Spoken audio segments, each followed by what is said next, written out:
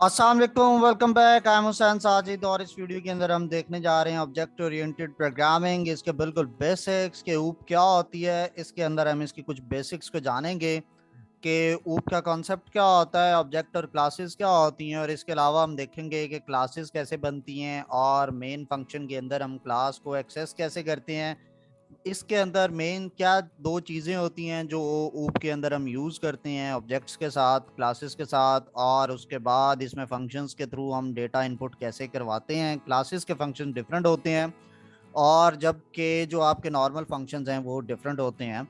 और normal functions में variable का स्कोप भी डिफरेंट होता है, यहाँ पे वेरिएबल का स्कोप भी डिफरेंट होता है। तो आइए स्टार्ट करते हैं, हम देखते हैं इसमें कि ऑब्जेक्ट ओरिएंटेड प्रोग्रामिंग क्या होती है। तो उसके बेसिक्स को डिस्कस करते हैं। तो object oriented programming is a programming technique in which programs are written on the basis of objects के ऐसी टेक्निक जिसके अंदर जो प्रोग्राम है वो ऑब्जेक्ट्स की बेस पर आप लिखते हैं, उसको ऑब्जेक्ट ओरिएंटेड प्रोग्रामिंग कहते हैं। Object is a collection of data and functions, कि ऑब्जेक्ट के अंदर डेटा और फंक्शंस दोनों चीज़ें मिलकर उस ऑब्जेक्ट को कंप्लीट करती हैं। ऑब्जेक्ट जो है वो एक पर्सन को रिप्रेजेंट कर सकता है, किसी चीज़ को या किसी जगह को रियल वर्ल्ड के अंदर। जिस तरह आप इंग्लिश में नाउन की डेफिनेशन करते हैं, वैसे ही ये ऑब्जेक्ट उसी चीज़ को रिप्रेजेंट कर रहा होता है।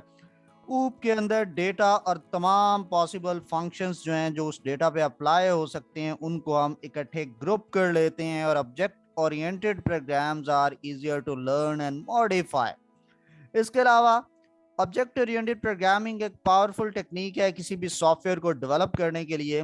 ये हम क्यों यूज़ करते हैं, क्योंकि हमने जो ऑब्जेक्ट्स के टर्म में जो एप्लीकेशंस होती हैं उनको एनालाइज और डिज़ाइन करने के लिए हम जो है ऑब्जेक्ट ओरिएंटेड प्रोग्रामिंग की टेक्निक को यूज़ करते हैं। It deals with data and procedure, means functions that process the data as a single object, कि जो डेटा को एक सिंगल ऑब्जेक्ट के तौर पर प्रोसेस करते हैं। इस तरह के प्रोसीजर्स, फंक्शंस और डेटा को ऑब्जेक्ट ओरिएंटेड प्रोग्रामिंग डील करती है। Some of object-oriented languages have been developed are C++, C Sharp, ये C हैश नहीं, इसको C Sharp पढ़ते हैं, Python, Java, ये कुछ मेजर हैं। और भी ऑब्जेक्ट-ओरिएंटेड प्रोग्रामिंग लैंग्वेजेस होती हैं हमारे पास। ऑब्जेक्ट्स के फीचर्स क्या होते हैं? Following are some features of object oriented programming. पहला क्या है कि इसमें एक ऑब्जेक्ट्स हम यूज करते हैं। इसकी डेफिनेशन क्या करेंगे कि ऊप provide facility of programming based on object. Object is an entity that consist of data and function. Object एक एंटिटी है, एक चीज है कि जिसके अंदर फंक्शंस और डेटा मौजूद होते हैं। Classes are designed for creating objects. हमने ऑब्जेक्ट्स बनाने के लिए क्लासेस को बनाते हैं। ऊ provide the facility to design classes for creating different objects. Different objects बनाने के लिए ऊप आपको फैसिलिटी देती है कि आप क्लासेस को डिजाइन करें। जितनी भी प्रॉपर्टी एंड फंक्शंस होते हैं किसी ऑब्जेक्ट की, वो पहले क्लासेस के अंदर स्पेसिफाई की जाती हैं। ये रियल वर्ल्ड मॉडलिंग होती है जी। ऑब्जेक्ट ऊपर जो है वो बेस कर रही होती है रियल वर्ल्ड मॉडलिंग के ऊपर, जैसा कि रियल वर्ल्ड के अंदर जो चीज़ें हैं उनकी प्रॉपर्टीज होती हैं और उनकी वर्किंग कैपेबिलिटीज होती हैं। सिमिलरली ऑब्जेक्ट के अंदर डेटा और फंक्शंस होते हैं। डेटा का मतलब उस चीज़ की प्रॉपर्टीज और फंक्शन का मतलब उसकी जो वर्किंग है, जो एबिलिटी ऑफ डूइंग समथिंग है, उसको हम उसका फंक्शन कहते हैं। रीयूजेबिलिटी हम कर सकते हैं ऑब्जेक्ट ओरिएंटेड प्रोग्रामिंग के अंदर कि ये हमें डेटा और कोड को बार बार इस्तेमाल करने की फैसिलिटी प्रोवाइड करता है ऊप जो है। और इनहेरिटेंस इसके अंदर एक टेक्निक होती है जो प्रोग्रामर को अलाउ करती है कि वो एग्जिस्टिंग प्रोग्राम को यूज करके न्यू प्रोग्राम्स उसके साथ बना सके। इंफॉर्मेशन हाइडिंग इसके अंदर भी होती है। ये बड़ी अच्छी चीज़ है कि ये प्रोग्रामर को अलाउ करती है कि वो जो इम्पोर्टेंट डेटा है ये उसको यूजर से हाइड कर सके। इस प्रोसेस को हम इनकैप्सुलेशन भी कहते हैं, ये आगे चल के डिस्कस करेंगे। फिर पॉलीमॉर्फिज्म की भी एक टेक्निक आती है ऊप के अंदर कि ऐसी एबिलिटी है कि एक ही ऑब्जेक्ट जो है वो मल्टीपल वेज के अंदर बिहेव करता है। मतलब एक ही चीज़ है वो चार पांच डिफरेंट तरह के फंक्शंस परफॉर्म कर सकता है। ये सारा आपके रिक्वायरमेंट पर डिपेंड करता है कि किस तरह की आपकी रिक्वायरमेंट आ रही है। आगे क्लासेस का हम इसमें जिक्र करते हैं। क्लासेस क्या होती हैं जी? क्लासेस कलेक्शन ऑफ ऑब्जेक्ट हैं with same properties and functions. ऐसे ऑब्जेक्ट्स की कलेक्शन जिनके फंक्शंस और उनकी प्रॉपर्टीज सेम हो उसको हम क्लासेस कहते हैं। और जो है अगर आपने अभी तक मेरा YouTube चैनल सब्सक्राइब नहीं किया तो जल्दी से youtube.com ओपन कीजिए और मेरे चैनल को सब्सक्राइब कीजिए। हुसैन साजिद ऑफिशियल इसका यूजर नेम है। YouTube पे आप जस्ट हुसैन साजिद भी लिखेंगे तो टॉप पे चैनल आता है हमारा। और अगर आप फेसबुक यूजर हैं, same Hussain Sajid official user name के साथ मेरा फेसबुक पेज है, इसको लाजमी लाइक कीजिए, मुझे सपोर्ट कीजिए। और अगर आप इंस्टाग्राम यूजर हैं तो same user name Hussain Sajid official के साथ इंस्टाग्राम अकाउंट भी है, और मुझे यहाँ पर भी फॉलो कीजिए और मुझे सपोर्ट कीजिए। इसके अलावा जब आप मेरे होम पेज पे आते हैं यूट्यूब के, तो यहाँ राइट पे मेरे सोशल लिंक्स हैं। आप मुझे फेसबुक पर बात करना चाहते हैं तो इधर फेसबुक पे क्लिक कीजिए, इंस्टाग्राम मेरे अकाउंट पे जाना चाहते हैं तो इंस्टाग्राम पे क्लिक कीजिए, व्हाट्सएप पे आप जाना चाहते हैं तो व्हाट्सएप के बटन पे क्लिक कीजिए, और लिंक्डइन पे आप मेरे साथ कम्युनिकेशन करना चाहते हैं या ट्विटर पे तो इसके आइकन पर क्लिक करके आप मेरे सोशल प्रोफाइल्स पे पहुंच जाते हैं जी। क्लासेस की बात कर रहे थे हम। क्लासेस क्या होती हैं जी? A collection of objects with same properties and functions is known as classes. कि ऐसे ऑब्जेक्ट्स जो सिमिलर होते हैं, जिनकी प्रॉपर्टीज और जिनके फंक्शंस एक दूसरे से मिलते जुलते हैं, उन सब की कलेक्शन को हम एक क्लास कहते हैं। क्लास जो है ये हम यूज करते हैं ताकि हम किसी भी ऑब्जेक्ट की करेक्टरिस्टिक्स को डिफाइन कर सकें।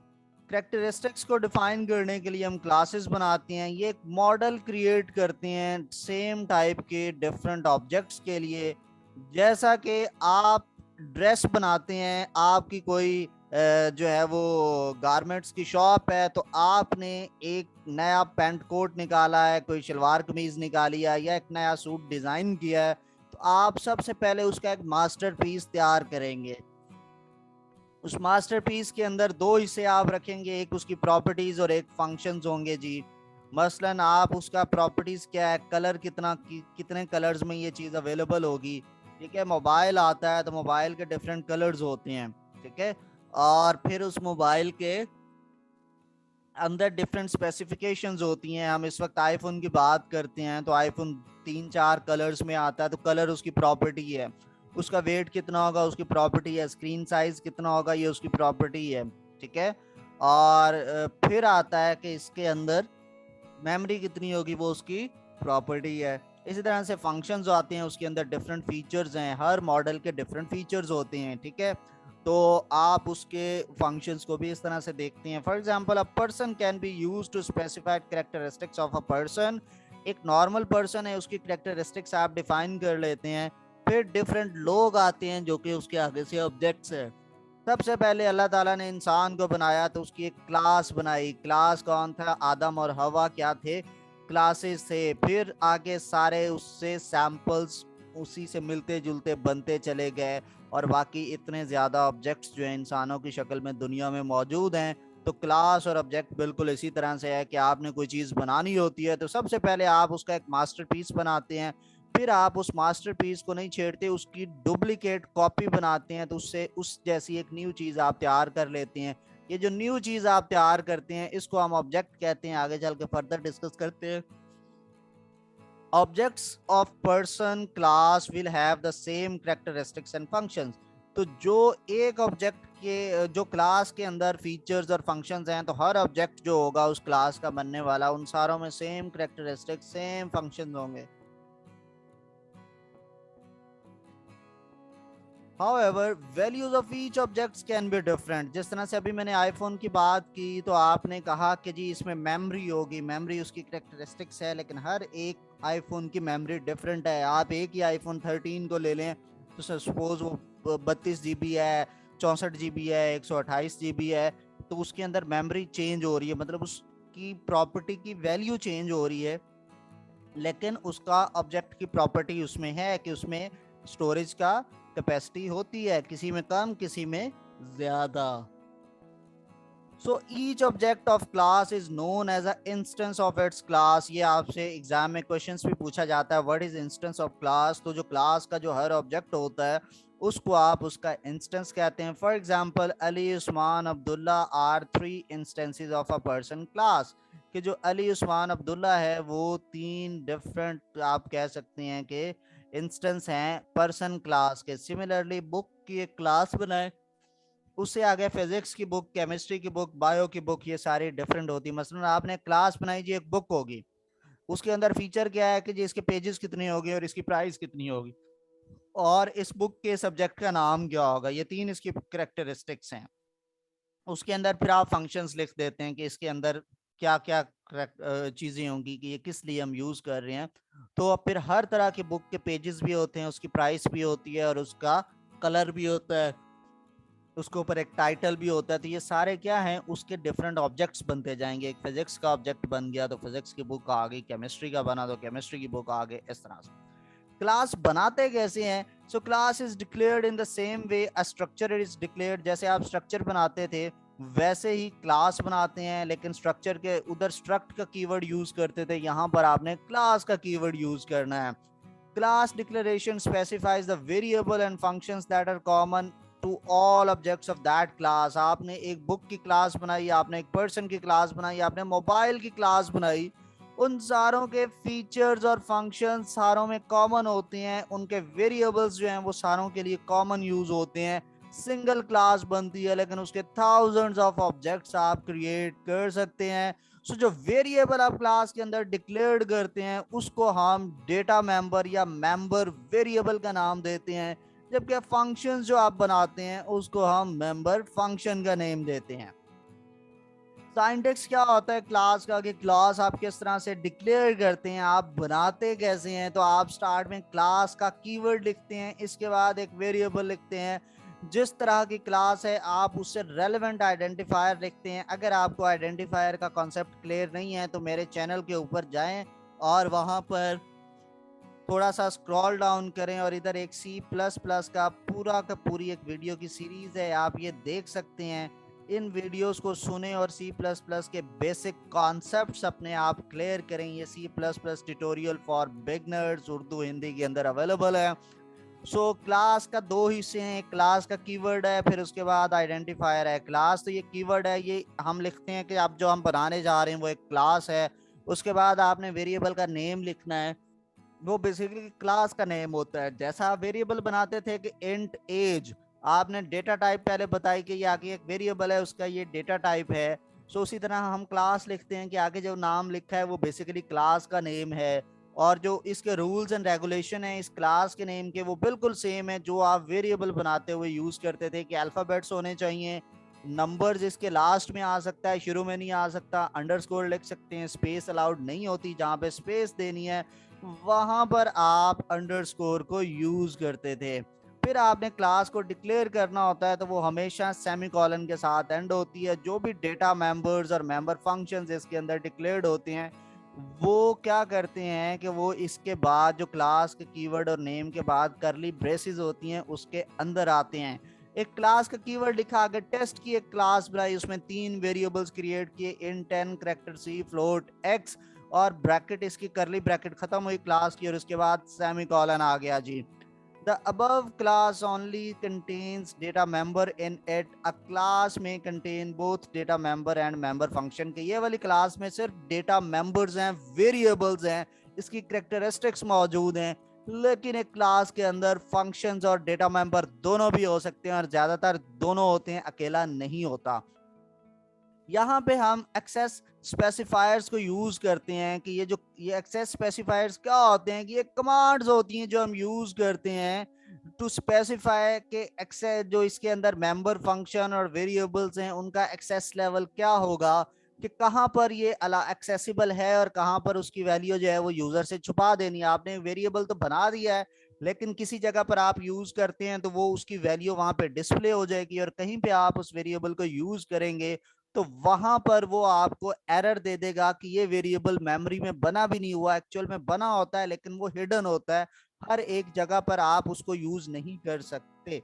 सो दो मोस्ट इंपॉर्टेंट जो स्पेसिफायर्स हैं वो प्राइवेट एक्सेस स्पेसिफायर और पब्लिक एक्सेस स्पेसिफायर। एक तीसरा भी होता है प्रोटेक्टेड होता है, वो आने वाली वीडियोस के अंदर जब हम इनहेरिटेंस पे बात करेंगे तो इनहेरिटेंस के अंदर हम प्रोटेक्टेड कीवर्ड भी यूज करेंगे एक्सेस स्पेसिफायर के तौर पर। पहले हम डिस्कस करते हैं प्राइवेट एक्सेस स्पेसिफायर क्या होता है और फिर हम डिस्कस करेंगे पब्लिक क्या होता है जी।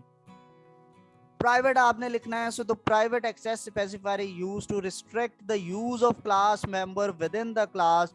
यानी हम प्राइवेट कीवर्ड तब यूज करते हैं जब अंदर मेंबर फंक्शन और डेटा मेंबर्स को हम रिस्ट्रिक्ट करें कि क्लास के बाहर आपको कोई यूज नहीं कर सकता है, तो फिर हम इसको प्राइवेट रखते हैं। मसलन किसी कंपनी की, किसी घर की कोई अंदर की बात होती है तो घर वालों को कहते हैं ये प्राइवेट बात है, तो वो बाहर वालों से कभी भी डिस्कस नहीं करते, प्राइवेसी मेंटेन करते हैं, बाहर वालों को वो बात पता भी नहीं होती। बिल्कुल इसी तरह से जो हम प्राइवेट के अंदर हम नाम लिखते हैं, कोई वेरिएबल्स लिखते हैं, कोई फंक्शन बनाते हैं प्राइवेट एक्सेस स्पेसिफायर के साथ, तो वो क्लास के बाहर एक्सेसिबल नहीं होता। बाहर का एक्सेसिबल होने का क्या मतलब है कि अगर हम उसको बाहर उसमें इनपुट लें या आउटपुट लें तो वो अलाउ बिल्कुल नहीं करते।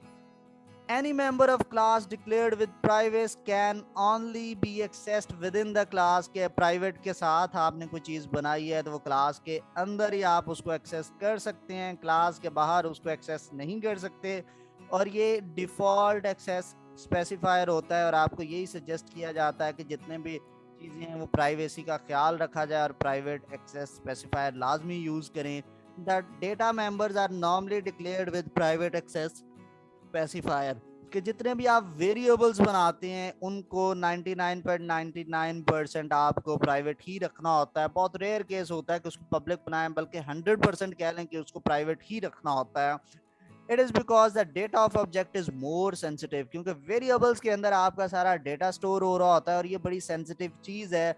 तो हम ट्रेडिशनल प्रोग्रामिंग से ऑब्जेक्ट ओरिएंटेड प्रोग्रामिंग पे मूव इसलिए हुए थे कि वहां पे चीजें सिक्योर नहीं रहती, तो ये थोड़ा सा सिक्योर बना देता है। So private access specifier is used to protect the data member from direct access from outside the class.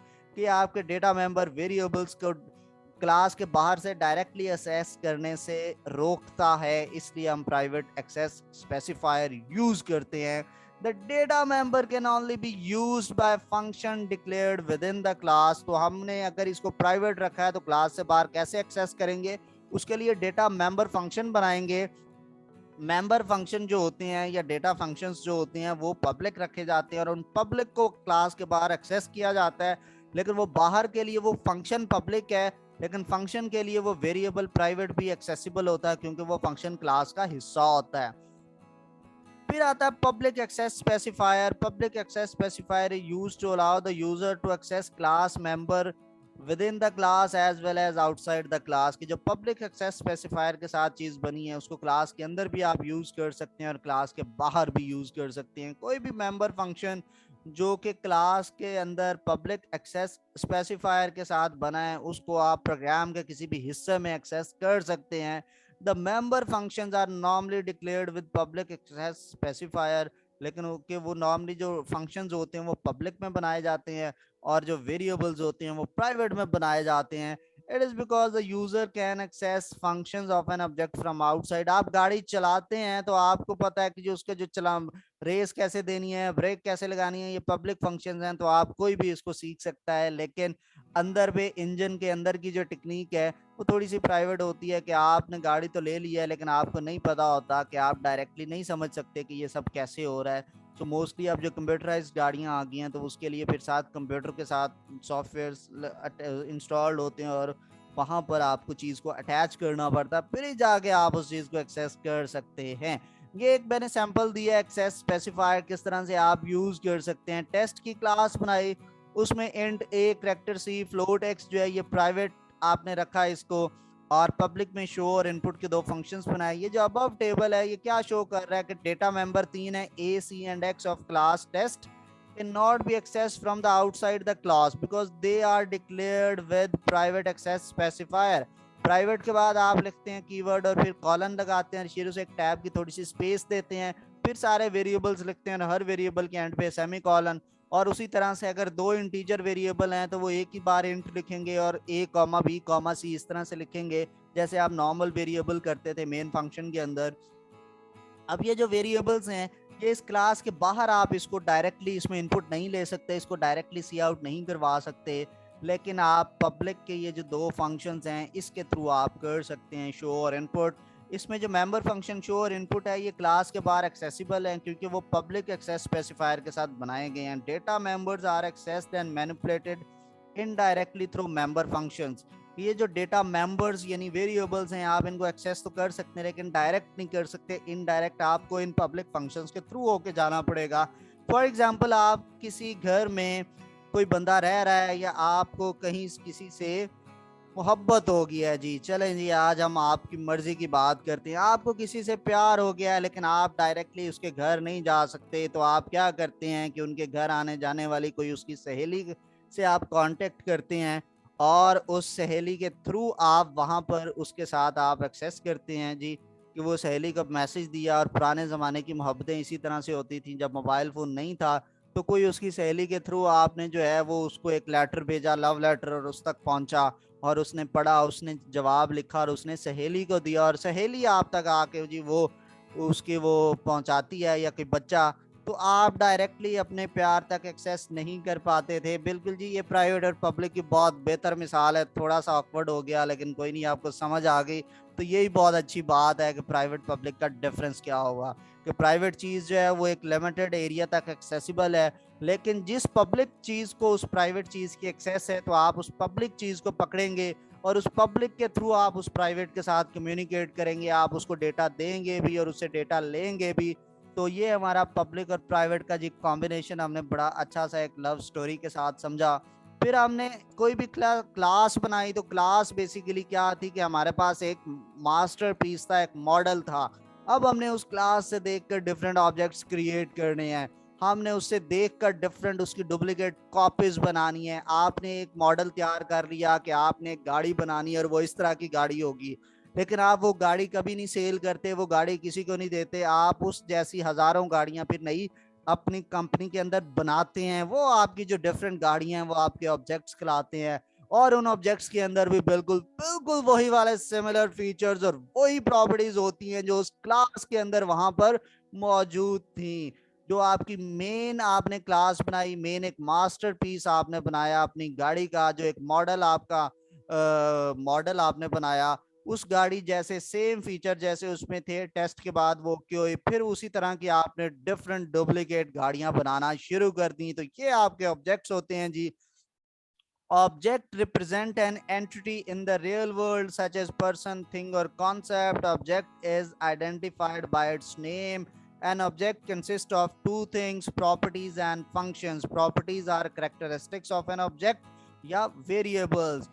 Functions क्या होते हैं? They are actions that can be performed by an object. For example, some example of objects are like physical objects में vehicle है तो वो एक vehicle standard आपने बनाया, फिर आगे उसके अंदर कार व्हीकल है, बस भी व्हीकल है, ट्रक भी व्हीकल है। इलेक्ट्रॉनिक कंपोनेंट्स डिफरेंट होते हैं, फिर विंडो मेन्यूज ये आपके कंप्यूटर के अंदर डिफरेंट ऑब्जेक्ट्स होते हैं, और यूजर डिफाइंड टाइम एंगल्स इस तरह की चीजें। ऑब्जेक्ट की प्रॉपर्टीज क्या होती हैं कि objects are known, the characteristics of objects are known as the properties and attributes. Each object has its own properties. These properties can be used to describe the object. For example, the properties of an object person can be name, age, उसका weight, ये एक इंसान की properties हो सकती हैं। Car की properties में उसका color, उसकी price, उसका मॉडल, उसका इंजन पावर, ये उसकी करेक्टरिस्टिक्स, उसकी प्रॉपर्टीज हो सकती हैं, और इस सब के लिए हम प्राइवेट वेरिएबल्स बनाते हैं जी। फिर set of values that can the set of values of attributes of a particular objects are called its state, कि वो किसी भी ऑब्जेक्ट की पर्टिकुलर जो एट्रीब्यूट्स की वैल्यूज होती हैं उसका जो सेट होता है उसको हम उसकी स्टेट कहते हैं। It means that state of an object can be determined by the values of its object, कि उसकी वैल्यूज क्या हैं उसकी बेस पर हम उसकी स्टेट देख सकते हैं। लाइक एक कार हमने बनाई, उसका मॉडल नंबर क्या है जी, होंडा सिटी है, कलर उसका सिल्वर है, प्राइस उसकी जो है वो 3.2 मिलियन है, और उसके बाद जो है वो आपके पास जो है इंजन पावर जो उसकी है वो 1600 सीसी है। तो ये उसकी वैल्यूज हैं और ये उसकी प्रॉपर्टीज हैं। फंक्शंस क्या होते हैं जी ऑब्जेक्ट्स के अंदर, के an object can perform different task and actions. The action that can be performed by an objects are known as the functions और द मेथड, के वो एक्शंस जो एक ऑब्जेक्ट परफॉर्म कर सकता है उसको हम उसके फंक्शंस या उसके फीचर्स उसके मेथड्स कहते हैं। फॉर एग्जांपल एक कार है, उसके अंदर क्या क्या फंक्शन है कि वो कार जो है वो स्टार्ट होती है, ठीक है, और कार जो है वो स्टॉप होती है, एक्सेलरेट होती है, और कार रिवर्स कर सकती है। उसके फीचर्स हैं, उसके फंक्शंस हैं, ठीक है। इसकी वैल्यू नहीं होती, ये काम करके दिखाना पड़ता है। जिस तरह आप कहेंगे गाड़ी का कलर क्या, आप कहेंगे रेड, उसकी वैल्यू थी। लेकिन आपने ये कहा कि जी गाड़ी स्टार्ट होती है, ये उसकी वैल्यू नहीं है, ये उसका फंक्शन है। सो set of all functions of an object represent the behavior of an object। तो किसी भी फंक्शन ऑब्जेक्ट के जितने भी फंक्शंस होते हैं उन सारों का सेट जो है उसको मिला दिया जाए तो हम कहेंगे कि ये इसका बिहेवियर है। It means that overall behaviour of object can be determined by the list of its function. कि किसी भी चीज का बिहेवियर देखना हो किसी ऑब्जेक्ट का तो उसके अंदर कितने फंक्शंस हैं उसको देखा जाता है जी। ऑब्जेक्ट बनाते कैसे हैं? सिंपल सी बात है, क्लास एक मॉडल है या प्रोटोटाइप है for creating objects. It is like new data type that contain both data and functions. An object is created in the same way as other variables are created. When an object of a class is created, the space of all data members defined in the class is allocated in the memory according to their data type। आपने class के अंदर जितने variables रखे, जितने functions रखे, उसकी जौन सी भी डेटा टाइप थी उसके हिसाब से जैसे ही आपने ऑब्जेक्ट बनाया मेमोरी में उन सारों की एक एक कॉपी खुद ब खुद बन जाती है और उसको उसके डेटा टाइप के हिसाब से साइज भी एलोकेट कर दिया जाता है कि ये 4 बाइट लेगा, 2 बाइट लेगा, 8 बाइट लेगा, 10 बाइट लेगा। वो सारा कुछ उसको दे दिया जाता है। ऑब्जेक्ट को हम क्लास का इंस्टेंस भी कहते हैं। The process of creating object of a class is called instantiation. और फिर हम इसका साइंटेक्स क्या होता है कि सबसे पहले जिस नाम की क्लास बनाई है मेन फंक्शन के अंदर आप ऑब्जेक्ट बनाते हैं, मेन फंक्शन के बाहर आप ऑब्जेक्ट नहीं बना सकते। सो आप क्लास नेम के बाद जो है उसको ऑब्जेक्ट नेम प्रोवाइड करते हैं।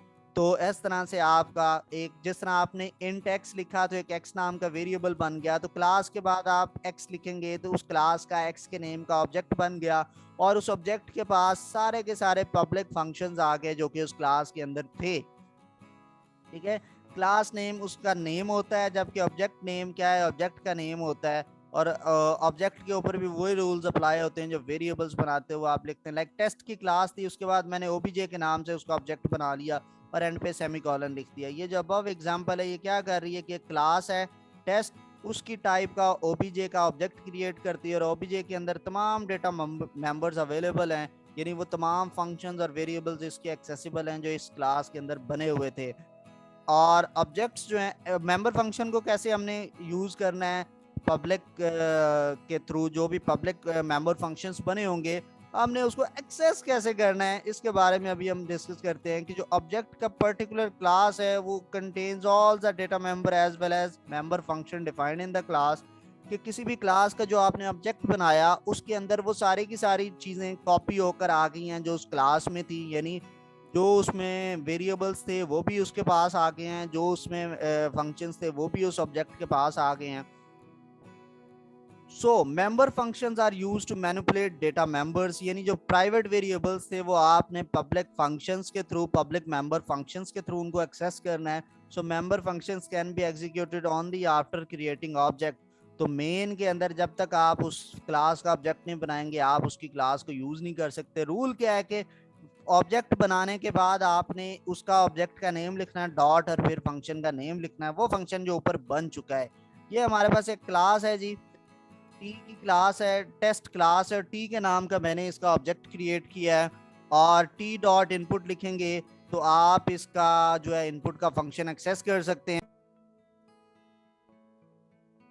सो टी क्लास आपने टेस्ट थी उसके स्पेस देख के जो आप इधर स्पेलिंग लिखेंगे उस नाम का ऑब्जेक्ट बन जाएगा। टेस्ट का ऑब्जेक्ट टी के नाम से है तो जो फंक्शंस टेस्ट के अंदर थे वो सारे के सारे टी के अंदर आ गए। मैंने लिखा टी डॉट इनपुट और आगे ये जो मैंने स्मॉल पैरेंथेसिस हैं ये लिखी। इन स्मॉल पैरेंथेसिस का मतलब होता है कि ये जो इनपुट है ये एक फंक्शन है। तो इस टी ऑब्जेक्ट के थ्रू टेस्ट की क्लास का इनपुट फंक्शन है और वो रन हो जाएगा, उसका वहां पे आपने जो भी फंक्शन लिखा होगा वो चल जाएगा। और आपको पता है कि ये जो हमने किया इसको फंक्शन कॉल कहते हैं। अगर आपको ये फंक्शंस का थोड़ा सा प्रॉब्लम है तो आप अभी मेरी इसमें जाएं चैनल पर और ये C++ के जो ट्यूटोरियल्स होते हैं इसके ऊपर जाएं और आप यहाँ से ये सेकंड नंबर पे ये मेरी प्लेलिस्ट आ रही है, इस पे क्लिक करें और क्लिक करने के बाद आपने जी स्क्रॉल डाउन करना है, ठीक है, और स्क्रॉल डाउन करें और लास्ट में इधर आपको ये फंक्शंस की वीडियो मिल जाएगी। ये फंक्शंस के ऊपर मैंने एक वीडियो बनाई हुई है, इसको आप देखें, इसको सुने, इसको समझें और आपको चीज़ जो है वो अच्छी से क्लैरिफाई हो जाएगी, ठीक है, कि फंक्शंस किस तरह से काम करते हैं। तो टॉपिक की तरफ हम वापस जाते हैं। अस्सलाम वालेकुम, welcome back. I am Hussain Sajid and और हम डिस्कस कर रहे थे जी ऑब्जेक्ट के फंक्शंस कैसे एक्सेस करते हैं ऑब्जेक्ट के थ्रू। तो इसी तरह से ये भी हमने शो का एक फंक्शन बनाया हुआ था क्लास के अंदर, हमने जस्ट इधर फंक्शन कॉल को किया है, फंक्शन को कॉल किया है, ऑब्जेक्ट के थ्रू कॉल किया है। तो किसी भी क्लास के फंक्शंस को आपने एक्सेस करना है तो ऑब्जेक्ट का नेम लिखने के बाद डॉट लगाएंगे, फिर ही वो एक्सेसिबल हो सकता है, ठीक है। सो ये हमने डिस्कस कर लिया कि आपने ऑब्जेक्ट के अंदर ये किस तरह से क्लास में फंक्शंस को एक्सेस करना है। ये वही स्लाइड है, दोबारा आगे आगे। सो अब आपकी बारी आती है, फंक्शंस तो बन गए, आपने जो प्राइवेट वेरिएबल्स बनाए उसको फंक्शंस के थ्रू कैसे आपने उसमें इनपुट लेनी है भाई। आपने फंक्शंस के अंदर तो इधर हमने जस्ट उसको फंक्शन को कॉल करना है, तो वेरिएबल में कैसे इनपुट्स लेंगे। तो दो तरह से मेथड्स हैं कि data members are the variables we create into class and we take input in our data member using two different method। पहला क्या है, taking input through member function, या आपने member function के अंदर input ली, input का मतलब है सी इन करवाएंगे, या फिर आप डेटा मेंबर्स के थ्रू ही पैरामीटर, डेटा मेंबर्स के अंदर जो पैरामीटर्स के थ्रू हैं हम वहां पर उन डेटा मेंबर्स की फंक्शंस के पैरामीटर के थ्रू वैल्यूज को सेट करवाते हैं। ये दोनों मेथड्स हम आगे देखते हैं, आइए वन बाय वन। पहला मेथड है कि taking input through member function. तो आप एक प्रोग्राम लिखते हैं जिसके अंदर आपको मैं सारा समझा देता हूं कि किस तरह से इनपुट ली जा रही है। Write a program that declare a class with one integer data member and two member functions. एक इनपुट और एक शो का फंक्शन है, इनपुट का फंक्शन इनपुट लेगा और शो का फंक्शन आउटपुट देगा, ठीक है। तो हमने एक क्लास बनाई, तरीका क्या है कि जी hash include iostream using namespace STD आपने लिखना ही लिखना है। फिर आपने क्लास का कीवर्ड लिखना है स्मॉल अल्फाबेट्स में, स्पेस देके क्लास का नाम लिखना है। मैंने अपनी मर्जी से क्लास का नाम टेस्ट रख दिया है, आप कुछ भी रख सकते हैं, लेकिन क्लास का नेम वही होना चाहिए जो आप काम करने वाले हैं, तो रेलेवेंट होना चाहिए। तो मैंने एक प्राइवेट एक्सेस स्पेसिफायर बनाया, प्राइवेट का कीवर्ड लिखा, फिर आगे कॉलन लगाया। कॉलन और सेमी कॉलन दो डिफरेंट चीजें, ये आपको पता होनी चाहिए। सो प्राइवेट के बाद आपने कॉलन लगाया और इंट एन, ये एक वेरिएबल बन गया, और उसके बाद सेमी कॉलन, फिर पब्लिक लिखा और कॉलन लगाया, तो ये पब्लिक एक्सेस स्पेसिफायर है। वॉइड इनपुट और करली ब्रैकेट, ये मैंने वॉइड का एक फंक्शन बनाया और आगे मैंने ये ब्रैकेट्स लगा दी, और इसके अंदर मैंने लिखा cout enter a number और सी इन करवा दिया इस एन के नंबर को। नॉर्मली फंक्शंस के अंदर आप वेरिएबल ये जो था वो इनपुट नहीं लेते थे, वो जो इनपुट होती थी वो बाहर से आपके पास एक्सेस नहीं होती है इसकी। ये एन का वेरिएबल इस फंक्शन के बाहर बना है, तो वो इसके लिए तो वो ग्लोबल वेरिएबल है, लेकिन ये उसको एक्सेस कर सकता है, ठीक है। इसके लिए वो ग्लोबल और लोकल का कॉन्सेप्ट थोड़ा सा यहाँ पे आके वो खत्म हो जाता है। तो क्लास ये अपने फंक्शन के बाहर वाला भी वेरिएबल को एक्सेस कर रहा है, वो काइंड ऑफ ग्लोबल वेरिएबल बन जाता है। फिर एक और हमने बनाया वॉइड शो का फंक्शन, इसमें हमने सी आउट कर दिया है कि द नंबर इज एन। जो भी यहाँ पर आपने इनपुट के फंक्शन के थ्रू एन में इनपुट करेंगे वो इस वेरिएबल के थ्रू यहाँ पे प्रिंट हो जाएगी। मैं मेन का फंक्शन लिखा इसके बाद, और इट्स टेस्ट स्पेस टी लिखा, तो टी के नाम का एक ऑब्जेक्ट बन गया। टी डॉट इनपुट किया तो इसके अंदर वैल्यूज इनपुट हो गई।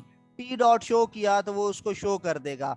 फिर रिटर्न फंक्शन एंड, ये हमारे पास जैसे ये पहली लाइन आती है टी डॉट इनपुट, तो यहाँ से क्या होता है कि कंट्रोल इस लाइन नंबर 17 पे था, लेकिन वो इस ऑब्जेक्ट चूंकि ये टेस्ट की क्लास का है, वो टेस्ट की क्लास के अंदर इनपुट के नाम का फंक्शन ढूंढता है, वो जाता है उसको लाइन नंबर 7 पे मिलता है और वो कंट्रोल इधर एंटर हो जाता है और वो ये दो लाइंस को एग्जीक्यूट करवाता है। और स्क्रीन पर आता है मैसेज एंटर अ नंबर और ब्लिंक करता है इसके बाद कर्सर, और आप एन को सी इन करते हैं और मैंने 23 इनपुट किया तो वो एन के वेरिएबल में वैल्यू चलेगी। फिर वो कंट्रोल जो है ये फंक्शन एंड होता है, कंट्रोल वापस लाइन 17 से नेक्स्ट लाइन पे चला जाता है, लाइन 18 पे। लाइन 18 पे भी मैंने टी डॉट शो लिखा है, तो यहाँ पे ऑब्जेक्ट के थ्रू मैं एक फंक्शन को एक्सेस करने की कोशिश कर रहा हूँ आउटसाइड द क्लास। ये फंक्शन को मैं एक्सेस कर रहा हूँ, क्यों कर रहा हूँ, क्योंकि ये पब्लिक एक्सेस स्पेसिफायर में था। तो ये शो का फंक्शन है, तो वो सर्च करता है कि ये टी ऑब्जेक्ट है और ऑब्जेक्ट तो टेस्ट क्लास का है। तो कंपाइलर क्या करता है कि जो आपका कंट्रोल है वो टेस्ट क्लास के अंदर ले जाता है और वहां पे सर्च करता है शो का फंक्शन। वो लाइन नंबर 11 पे उसको मिला, उसने उसके अंदर वाली लाइन को एग्जीक्यूट करवा दिया और वहां पे लिखा था द नंबर इज एन, और एन में जो भी आपने नंबर एंटर किया होगा वो डिस्प्ले हो जाएगा। तो इस तरह से आप फंक्शंस के थ्रू वेरिएबल्स के अंदर इनपुट लेते हैं। मैंने मेन फंक्शन, असल आपका फंक्शन है जो चलता है, लेकिन मेन फंक्शन के अंदर कहीं पर भी वेरिएबल नहीं है, फिर भी उसने मेरे से इनपुट भी ली और उसको डिस्प्ले भी करवाया। एक और फंक्शन है मेरे पास, write a program that declare a class with name age and address as a data member and two member functions in and out. In is used to input, out is used to output. और आपने ये एक बनाई class, इसमें आपने hash include iostream लिखा और उसके बाद हमने लिखा है यहाँ पे hash include C studio S T D I O जो है, ये एक और क्लास है। हम इसके अंदर ये कुछ वेरिएबल्स के अंदर स्पेस के साथ करेक्टर वेरिएबल में इनपुट्स लेने जा रहे हैं, तो हमने ये वाला जो है वो फंक्शंस को यूज किया है। सो प्राइवेट क्लास एक इन्फो, चूंकि अब मैं नेम एज एड्रेस इंफॉर्मेशन को रिप्रेजेंट करता, तो मैंने इन्फो के नाम की एक क्लास बनाई है और इसमें प्राइवेट के अंदर मैंने वो 3 वेरिएबल्स बनाए। करेक्टर नेम 50 की लेंथ दी, इसको करेक्टर अरे हमने यूज की डेटा टाइप। फिर एड्रेस करेक्टर का है और उसमें भी 100 की स्पेस हमने रखी। फिर इंट एज लिया, ये 3 वेरिएबल्स बनाए। फिर पब्लिक एक्सेस स्पेसिफायर में मैंने वॉइड इन, इन एक फंक्शन है, आप इसको इनपुट भी रख सकते हैं, कुछ भी आप इसका नाम रख सकते हैं।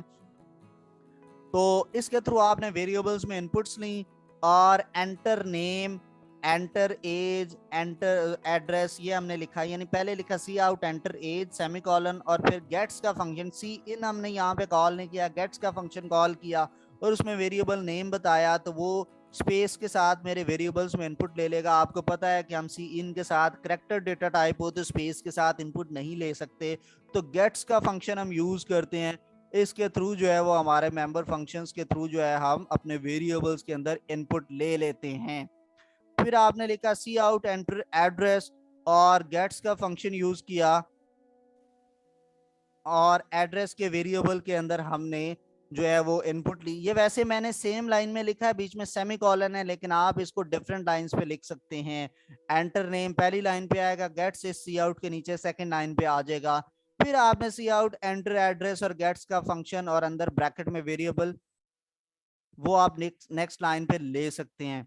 फिर आपने लिखा एंटर एज और सी इन एज करवाया आपने, और एज के वेरिएबल में भी आपने इनपुट ले ली, और इस तरह से ये इन का फंक्शन जो है वो आपको इन तीनों वेरिएबल्स में इनपुट ले देगा। फिर आपने आउट का फंक्शन बनाया और उसमें सी आउट करवा दिया नेम और लेस देन जो है आपने 2 बार लेस देन लगाया और इसके बाद हमने इसमें इनपुट्स ले।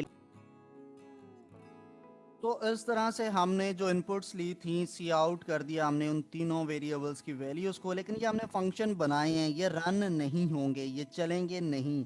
क्यों नहीं चलेंगे? क्योंकि जब तक हमने फंक्शंस के रूल्स में पढ़ा था, कोई भी फंक्शन तब तक एग्जीक्यूट नहीं होता, उसके अंदर जो भी कोड हमने लिखा है वो तब तक नहीं चलता जब तक हम उस फंक्शन का ऑब्जेक्ट जो है उस फंक्शन के फंक्शन कॉल नहीं करते। So until we don't make a function call, ये फंक्शन हमारा एग्जीक्यूट नहीं होगा। सो टिल देन हम इसको यूज़ नहीं कर सकते। सो हमने क्लास है तो क्लास को तो आप वैसे ही यूज़ नहीं कर सकते डायरेक्टली। तो आप मेन फंक्शन के अंदर जाते हैं तो इस क्लास का नेम लिखा और उसके बाद आय के नेम का मैंने ऑब्जेक्ट बनाया। अब ऑब्जेक्ट बन चुका है, सो अब हम इस क्लास को यूज़ कर सकते हैं। सो उसका क्या सिंपलेस्ट वे है कि आपने आई डॉट लिखा तो वो उसके पब्लिक में दोनों फंक्शंस हैं, आप उसको एक्सेस कर सकते हैं। तो मैं पहले इन का फंक्शन कॉल करूंगा क्योंकि इनपुट आएगी तो हम उस आउटपुट को डिस्प्ले करेंगे ना। सो पहले मैंने इन का फंक्शन कॉल किया तो मेरा कंट्रोल जो है वो इनके फंक्शन में चला जाता है, तो मेरे से वो इन तीनों वेरिएबल्स के अंदर इनपुट ले लेता है और वो अपने पास मेमोरी में इनपुट लेने के बाद स्टोर करवा देता है। अब मैंने उसको स्क्रीन पे डिस्प्ले भी करवाना है। सो उसके लिए मैं क्या करूँगा कि मैं आई डॉट आउट का फंक्शन यूज़ करूँगा। सो वो मुझे स्क्रीन पे डिस्प्ले करवा देगा कि वहाँ पे मैंने नेम एज और एड्रेस को प्रिंट करवाया हुआ है। तो यहाँ पे उसने मेरा नेम प्रिंट कर दिया है जी, हुसैन साजिद।